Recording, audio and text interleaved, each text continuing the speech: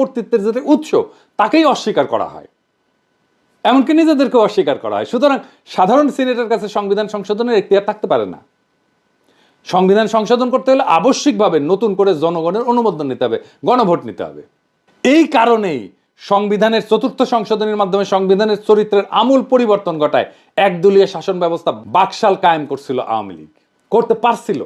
জনগণের মতামতের তোয়াক্কা না করেই সেদিন সংবিধানের অপরিহার্য মৌলিক শর্ত এবং নৈতিকতার বৈশিষ্ট্য ধুলায় মিশায় দিছিল এই ৭২-এর সংবিধান, যেই ৭২-এর সংবিধান বিএনপির এত প্রিয়।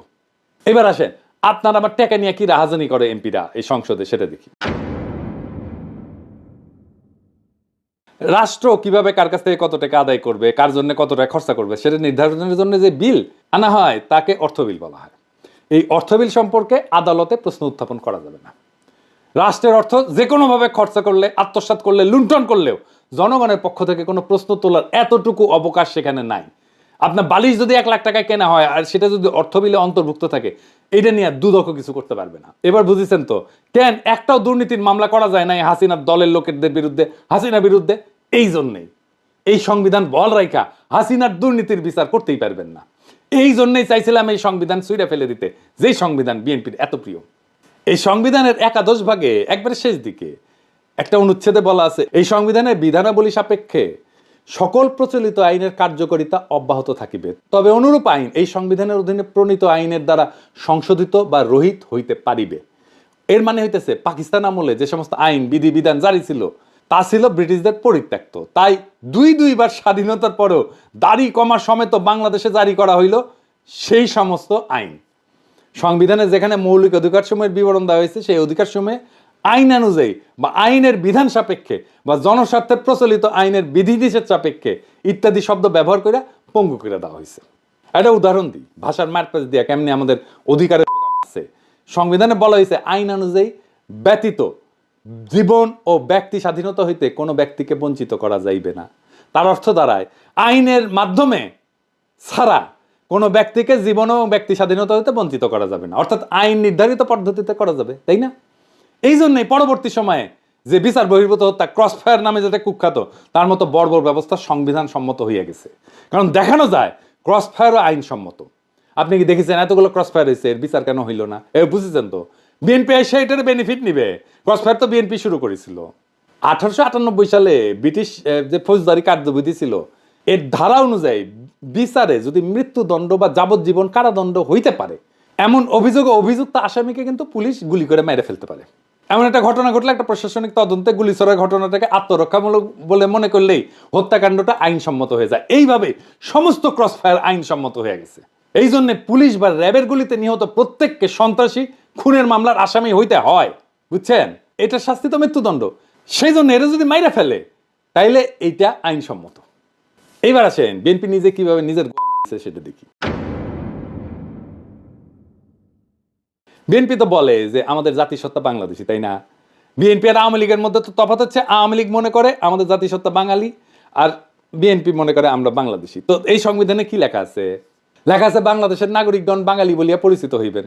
তো এই বাক্য দিয়া সংবিধানে বাঙালি ছাড়া অন্যান্য জাতির অস্তিত্বকে অস্বীকার করাই লোক। এতগুলো জাতিসত্তা আছে, আমাদের ক্ষুদ্র নৃগোষ্ঠী আছে, কেউ তাহলে বাংলাদেশের নাগরিক না।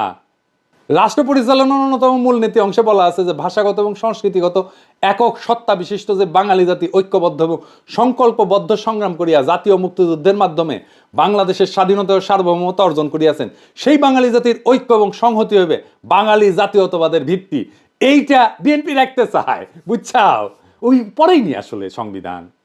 এর মধ্যে বাংলাদেশের সংখ্যালঘু জাতি সরকার প্রশ্নটাই অনুপস্থিত। শুধু অনুপস্থিত না, বরং বাঙালি অহমিকা এবং উগ্রতাকে সাংবিধানিকভাবে প্রতিষ্ঠিত করা হয়েছে এবং তাদের অস্তিত্বকে অস্বীকার করা হয়েছে এবং নাগরিক অধিকারটুকু হরণ করে নেওয়ার ব্যবস্থা করা হয়েছে যারা ভাষায় বাঙালি না, এমনকি সংস্কৃতিগতভাবে বাঙালি না। সংবিধান অনুযায়ী তারা বাংলাদেশের নাগরিকই থাকে না। তাহলে বিএনপির বাংলাদেশে জাতীয়তাবাদ কই? এবার আসেন আর একটা বিষয়, ভারতকে হাসিনা যা দিছে সেটি কি আর কেন আমরা সেটা জানতে পারি না? হাসিনার গর্বভরে বলেছিল না যে ভারতকে যা দিছি তা তারা সারা জীবন মনে রাখবে। তো ইন্ডিয়ার সাথে কি কি চুক্তি হয়েছে জানেন? জানেন না। এমনকি অন্তর্বর্তীকালীন সরকারও তা জানায় নাই। কেন জানায় নাই? কারণ রাষ্ট্রীয় কোনো চুক্তি হোক, তা জাতীয় আন্তর্জাতিক তা সম্পাদনের পূর্বে বা পরে জনগণের কোনো মতামত গ্রহণের জন্য কোনোভাবেই জনগণের কাছে বা তার প্রতিনিধির কাছে উপস্থাপনের কোনো ব্যবস্থা রাখেনি। মানে এটা সংসদে আলাপ না করেও চুক্তি করতে পারে। তার মানে এই 72-এর সংবিধান অনুযায়ী অন্য যে কোনো রাষ্ট্রের সাথে যে কোনো চুক্তি, ট্রানজিট হোক, করিডোর হোক, যা কিছু হোক, বন্দর দিয়ে দেওয়া হোক, চুক্তির আগে বা পরে দেশবাসীর সঙ্গে আলোচনার সাংবিধানিক কোনো বাধ্যবাধকতা নেই। সমস্ত আন্তর্জাতিক চুক্তি সম্পাদিত হয় জনগণকে অন্ধকারে রেখে। এমনকি সংসদেও সেই চুক্তি নিয়ে আলোচনার কোনো বাধ্যবাধকতা সরকারের নাই। আবার দেখেন, যে নির্বাচনী এলাকা থেকে সংসদ সদস্যরা নির্বাচিত হয়, সেই নির্বাচকরা যদি সেই এলাকার লোকেরা মনে করে যে তাকে আর তার প্রতিনিধি রাখবে না, তাহলে ওই জনগণের হাত পা বাঁধা, কিছুই করার নাই। মানে টার্ম শেষ হওয়ার আগে পর্যন্ত কিছু করতে পারে না। অর্থাৎ প্রতিনিধি প্রত্যাহার করার কোনো সুযোগ সংবিধানে নাই। সারা দুনিয়ায় সভ্য দেশে এই সুযোগ আছে। এলাকার লোকেরা তার এমপিকে রিকল করতে পারে, মানে প্রত্যাহার করে নিতে পারে, এমনকি তার টার্ম শেষ হওয়ার আগেই।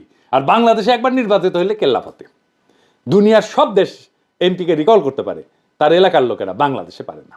সংবিধান আসলে রচনা হয় কিভাবে? সেভাবে কি আমাদের সংবিধান রচনা হয়েছে? সংবিধান তৈরি করে গণপরিষদ। শুধু সংবিধান তৈরি তাদের কাজ। জনগণ ভোট দিয়া গণপরিষদ তৈরি করে, তারা সংবিধান তৈরি করে চলে যায়। সেই সংবিধানের অধীনে নির্বাচন হয়, নতুন সংসদ তৈরি হয়। কেন এই নিয়ম? কারণ আমি যে আইনে চলবো সেই আইন তো আমি নিজে তৈরি করতে পারি না। তাইলে তো আমার সুবিধা মতো আমি আইন বানাবো, তাই না? আমাদের সংবিধান তৈরি হয়েছে এমপিদের দিয়া। তারাই সংবিধান বানাইছে। তাদের সংবিধান বানানোর জন্য নির্বাচন করা হয়নি, কিন্তু তাদের এই সংবিধান বানানোর ম্যান্ডেটই ছিল না। তারা সংবিধান বানানোর পরে নিজেরাই কন্টিনিউ করছে এমপি হিসাবে, মানে নিজে যে আইন বানাইছে সেই আইন অনুযায়ী সেটি চলছে। মৌলানা ভাসানী কিন্তু বলছিল যে এই সংবিধানের খসড়া জনগণের কাছে প্রকাশ করার আগে সেটা দিল্লি পাঠানো হয়েছে। 72 সালে জুন মাসে নাকি, তখন আইনমন্ত্রী ছিল কামাল হোসেন, সে সংবিধানের খসড়া বগল দাবা করিয়া বিলাতে যাওয়ার নাম করে দিল্লিতে নাকি গেছিল। আচ্ছা ধরেন বানাইলো সংবিধান, মেলা ভালো সংবিধান বানাইছে, ধরে নিলাম, ধরেন হ্যাঁ তাই সই। তো 73 সালের 22 সেপ্টেম্বর তারিখে 9 মাস গেছে মাত্র।